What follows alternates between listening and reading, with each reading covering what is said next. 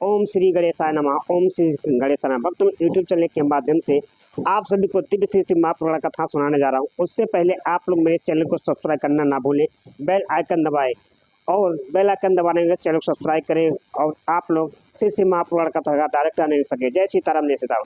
भक्तों, महाशिवरात्रि जय सीताराम, जय कृष्ण, हरे कृष्ण हरे कृष्ण कृष्ण कृष्ण हरे हरे।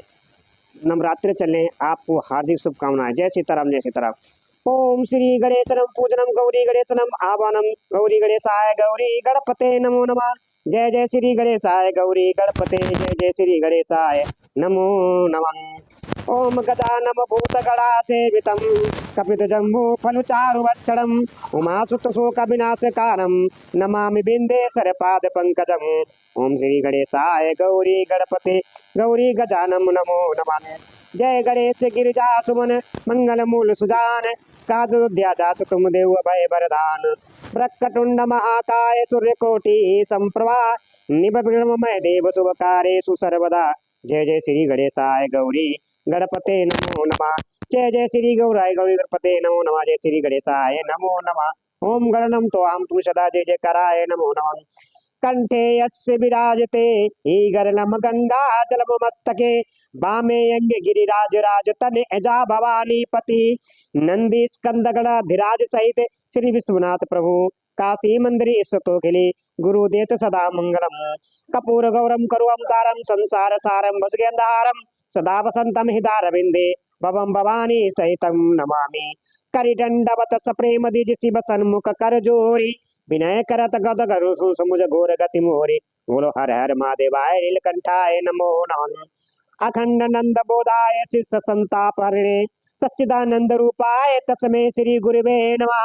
अखंड मंडलाकारं व्याप्तेन चराचरं ततपदर्शितेन तस्मै श्री गुरुवे नमः। अज्ञानतिमिरान्धस्य ज्ञानेन च सकाराय चक्षुमिलितमेन तस्मै श्री गुरुवे नमः।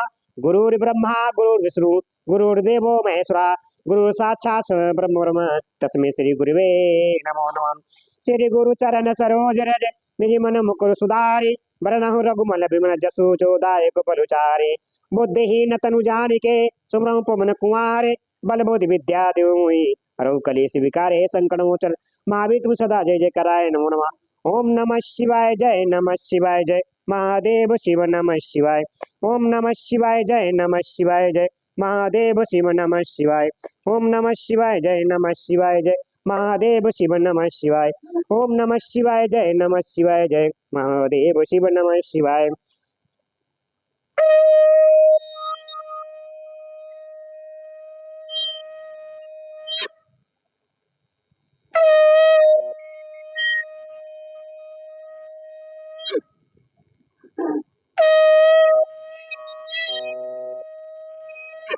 हर हर महादेव हर हर महादेव हर हर महादेव हर हर महादेव। ओम श्री शिवाय नमः तुभयम्। ओम श्री शिवाय नमः तुभयम्। ओम श्री शिवाय नमः तुभयम्। ओम श्री शिवाय नमः तुभयम्। ओम श्री शिवाय नमः तुभयम्। ओम श्री शिवाय नमः तुभयम्। भक्तों, में यूट्यूब चैनल के माध्यम से आप सभी को दिव्य से महापुराण कथा सुनाने जा रहा हूँ। उससे पहले आप सभी को नवरात्रि की हार्दिक शुभकामनाएं। जय सीताराम। भक्तों, जो मैंने कल कथा आपको सुनाई थी, योग मार्ग के विग्र सिद्धि सूचक उपसर्ग तथा प्रथमी से लेकर बुद्धि तत्व पर्यंत ईश्वर गुणों का वर्णन, शिव और शिवा के ध्यान की महिमा की कथा जो कल सुनाई थी भक्तों, आज जो मैं कथा सुनाने जा रहा हूँ। देवी पूजी पद कमल तुम्हारे सुर नर मुनि सब होय सुखारे। दीन दयाल बिरद संभारे हरऊ नाथ मम संकट भारी। नाथ सकल संपदा तुम्हारी मैं सेवक समेत सुत नारी। प्रभु की कृपा वयऊ सब काजो जन्म हमार सुफल भयाजो। प्रभु की कृपा वयऊ सब काजो जन्म हमार सुफल भयाजो।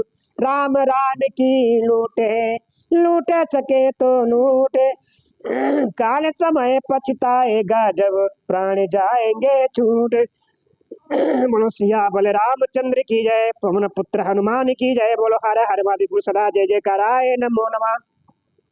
भक्तों, हमारा जीवन बड़ी कठिन बड़ी दुर्बलता से मिलता है, इसको व्यर्थ मत गवाओ। अपने कर्म के साथ भगवान शिव हरि का भजन करो। जय सीताराम जय सीताराम जय सीताराम।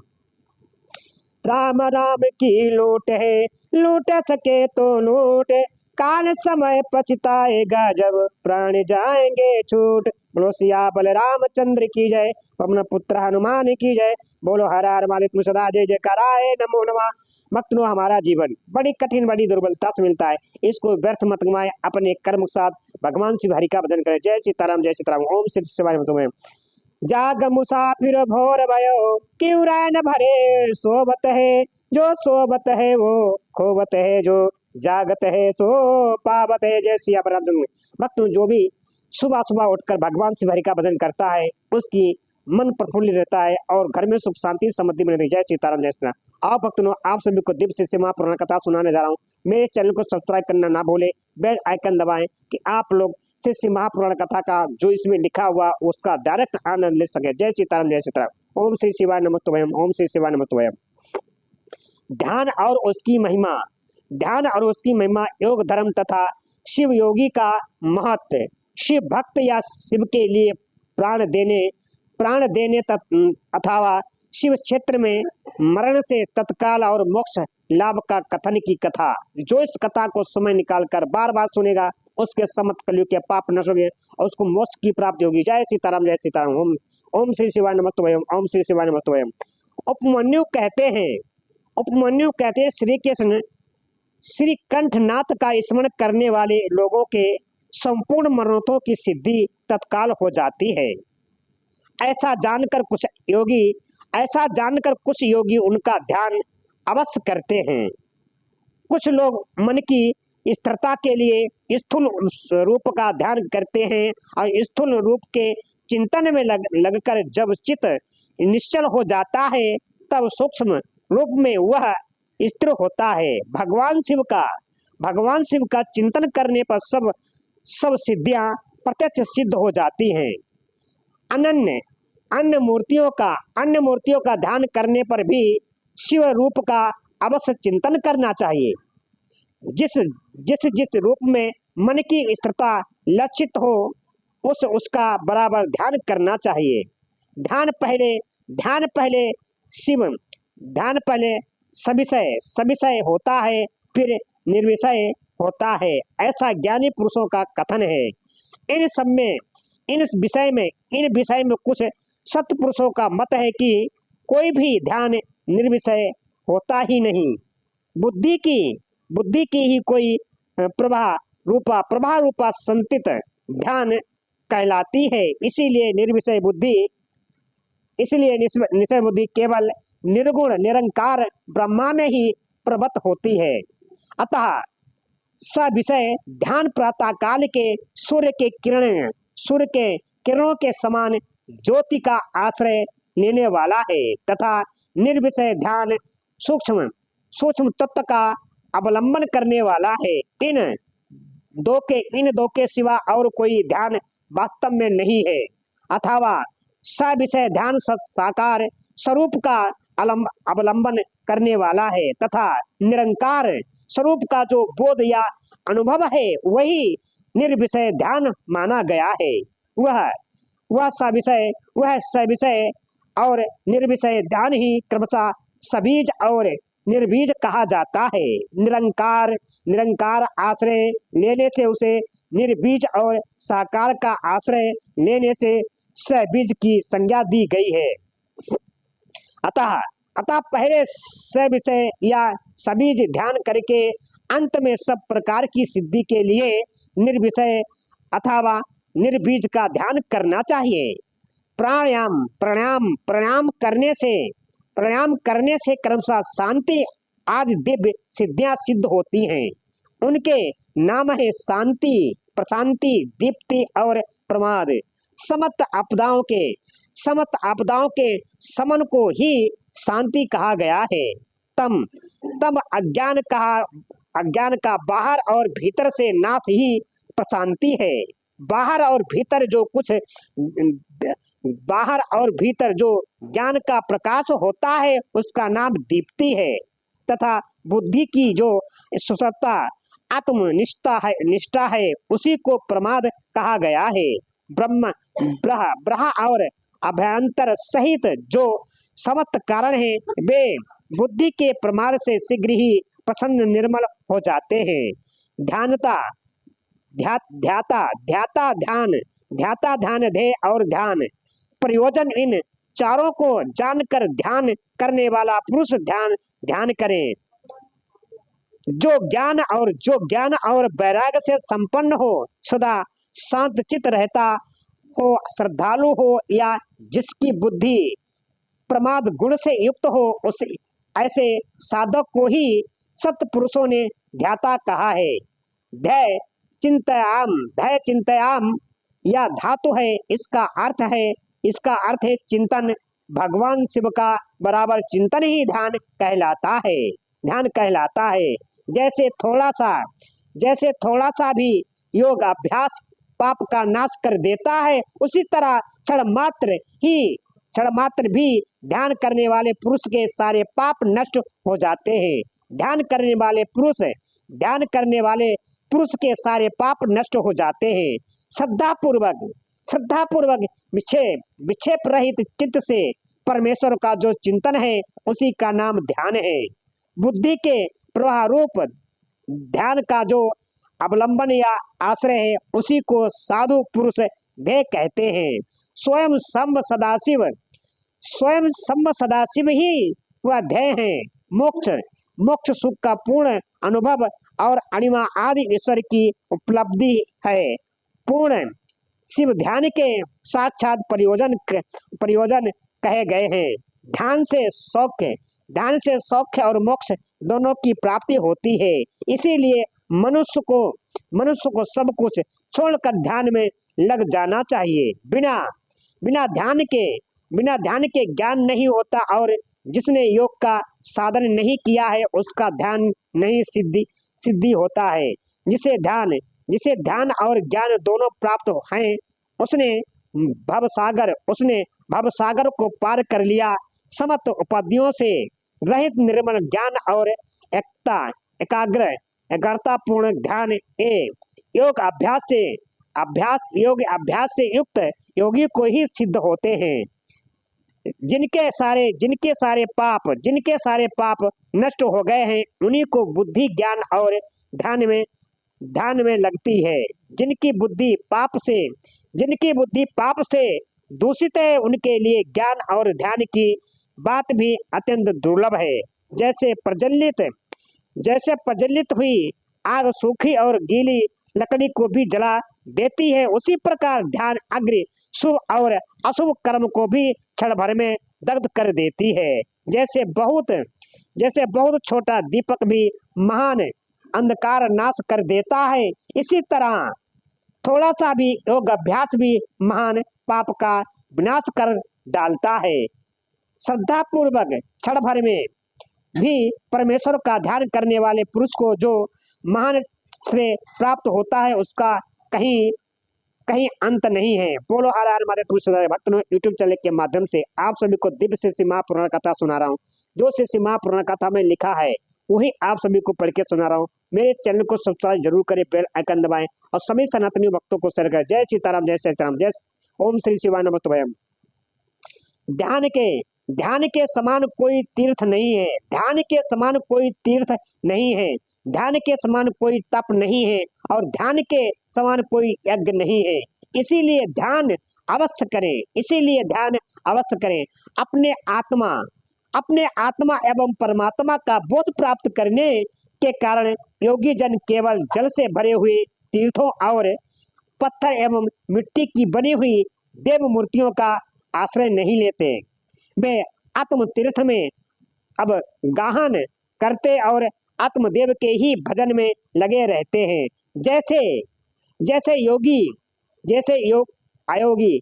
अयोगी पुरुषों को मिट्टी और काठ आदि की बनी हुई स्थूल मूर्तियां का प्रत्यक्ष होता है, उसी तरह योगी को ईश्वर के सूक्ष्म स्वरूप का प्रत्यक्ष दर्शन होता है।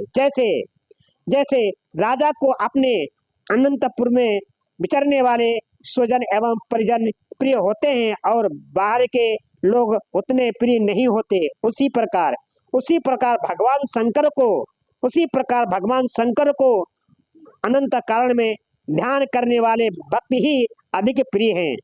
ब्रह ब्रह अपचारों का आश्रय लेने वाले कर्मकांडी नहीं है कर्मकांडी नहीं है। जैसे लोक में यह देखा गया है कि बाहरी लोग राजा के वन में राजकीय पुरुषोचित फल का उपभोग नहीं कर पाते, केवल अनंतपुर के लोग ही उस फल के भागी होते हैं।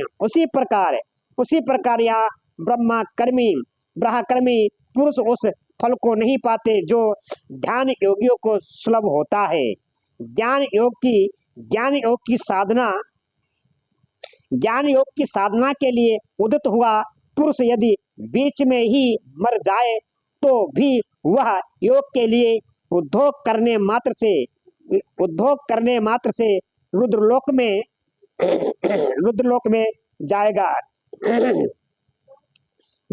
में जाएगा वहां दिव्य सुख का उपभोग करके वह फिर योगियों के कुल में जन्म लेगा और पुनः ज्ञान योग को पाकर संसार सागर को लांग जाएगा। योग का जिज्ञासु पुरुष भी जिस गति को पाता है उसे यज्ञ करता संपूर्ण महायोग का अनुष्ठान करके भी नहीं पाता। करोड़ों वेद वेता दिजों की पूजा करने से जो फल मिलता है वह एक शिव योगी को भिक्षा देने मात्र से प्राप्त हो जाता है। यज्ञ अग्निहोत्र दान तीर्थ सेवन और होम इन सभी पुण्य कर्मों के अनुष्ठान से जो फल मिलता है वह सारा फल शिव योगियों को अन्न देने मात्र से प्राप्त हो जाता है। जो मूढ़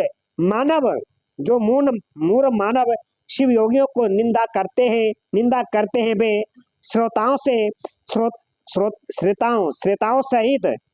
सहित नरक में पड़ते हैं और प्रातः काल तक वहीं रहते हैं। श्रोता के होने पर ही कोई शिव योगी की निंदा का वक्ता हो सकता है। इसीलिए महापुरुषों के मत में उस निंदा को सुनने वाले भी महान पापी और दंडनीय हैं। जो लोग सदा भक्ति भाव से शिव योगी की सेवा करते हैं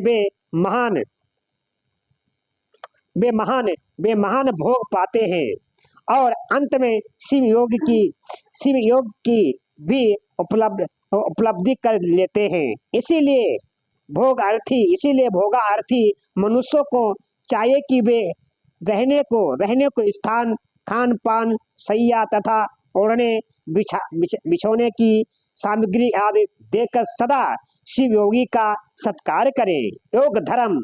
योग धर्म संसार अत्यंत प्रबल है, अतः पाप रूपी मुदगरों से उसका भेदन नहीं हो सकता। योग धर्म और पाप मुदगर में उतना ही अंतर समझना चाहिए जितना ब्रज और तंदुल में। अतः योगी जन पापों और तप समूह से उसी तरह लिप्त नहीं होते जैसे कमल का पत्ता पानी से। शिव योग प्राण मुनि जिस देश में नित्य निवास करता है वह देश भी पवित्र हो जाता है। फिर उसकी पवित्रता के विषय में तो कहना ही क्या। अतः चतुर एवं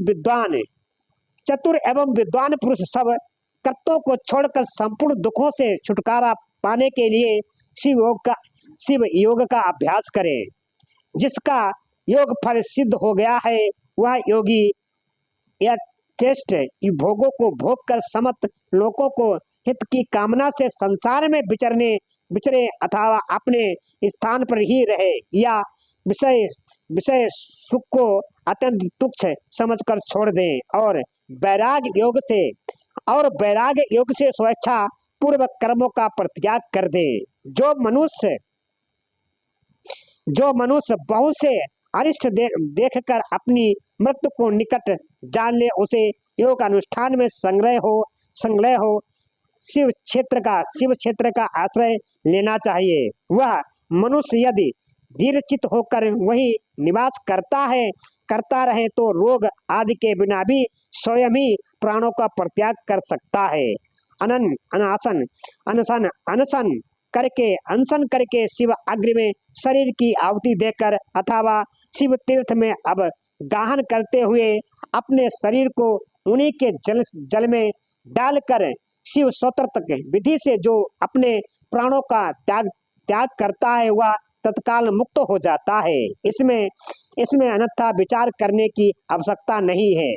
अथवा जो जो रोग आदि से अथवा जो रोग आदि से विवश होकर शिव क्षेत्र की शरण लेता है उसकी भी यदि वहां मृत्यु हो जाए तो वह इसी प्रकार मुक्त हो जाता है, इसमें संशय नहीं है। इसीलिए लोग इसीलिए लोग अनशन आदि से शिव क्षेत्र में श्रेष्ठ मरण की कामना करते हैं, क्योंकि क्योंकि शास्त्र पर विश्वास करके धीर हुए मन से उनके द्वारा इस तरह की मृत्यु स्वीकार की जाती है जो शिव के लिए अथवा शिव भक्तों के लिए प्राण प्राण त्याग करता है उसके समान दूसरा कोई मनुष्य मुक्ति मार्ग पर स्थित नहीं है। इसी कारण इस संसार मंडल से उसकी शीघ्र मुक्ति हो जाती है। इनमें से किसी एक उपाय का किसी तरह भी अवलंबन करके अथवा विधिवत शुद्धि को प्राप्त होकर यदि कोई मनुष्य मरता है तो उसका अन्य पशुओं प्राणियों के समान यहाँ औधिक और और्धायिक संस्कार नहीं करना चाहिए और दैविक संस्कार नहीं करना चाहिए। विशेषता उसके पुत्र आदि को उसके मरने से अशौच की प्राप्ति नहीं होती। ऐसे पुरुष के मृत शरीर को धरती में गाड़ दे या पवित्र अग्नि से जला दे या शिव स्वरूप जल में डाल दे अथवा काठ या मिट्टी के ढेले की बात कहीं भी फेंक दे सब उसके लिए बराबर है। यदि ऐसे पुरुषों के उद्देश्य से भी कोई कर्म करने की इच्छा हो तो दूसरा का कल्याण ही करे और अपनी शक्ति के अनुसार से भक्तों को तृप्त करे। उसके धन को शिव भक्त ही ग्रहण करे। यदि उसकी संतति शिव भक्त हो तो वह ग्रहण कर सकती है। यदि ऐसा संभव हो तो उसका ध्यान भगवान शिव को उसका धन भगवान शिव को समर्पित कर दे, परंतु उसकी पशु संतति शिव भक्तिहीन सनातन उस धन को ग्रहण ना करें। बोल सदा जय जयकार। ओम नमः शिवाय जय महादेव शिव नमः शिवाय। ओम नमः शिवाय जय महादेव शिव नमः शिवाय। देवी पूज पद कमल तुम्हारे सुर नर मुनि सब होए सुखारे। दीन दयाल बिरद संभारे हरऊ नाथ मम संकट भारे।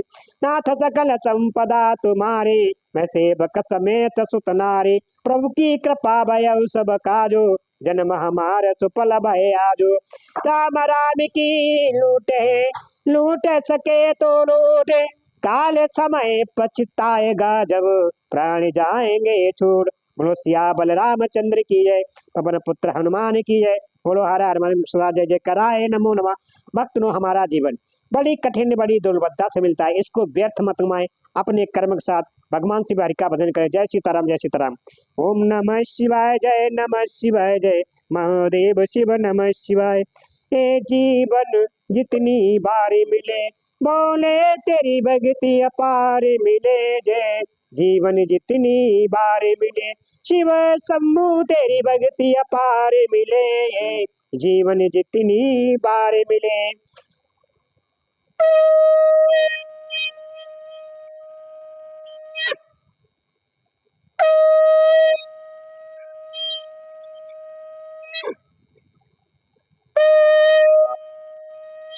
हर हर महादेव हर हर महादेव। भक्तों, जो भी यूट्यूब के चैनल के माध्यम से श्री शिव महापुराण कथा नवरात्र के महीने में सुनेगा, उसके समस्त कलयुग के पाप नष्ट हो, जन्मों जन्मांतर के पाप नष्ट हो जाएंगे। और मेरे चैनल को सब्सक्राइब जरूर करें, बेल आइकन दबाएं कि आप लोग श्री शिव महापुराण कथा में क्या लिखा हुआ है उसका आनंद ले सके। जय सीताराम, जय सीताराम, जय सीताराम, जय सीताराम। श्री शिवान।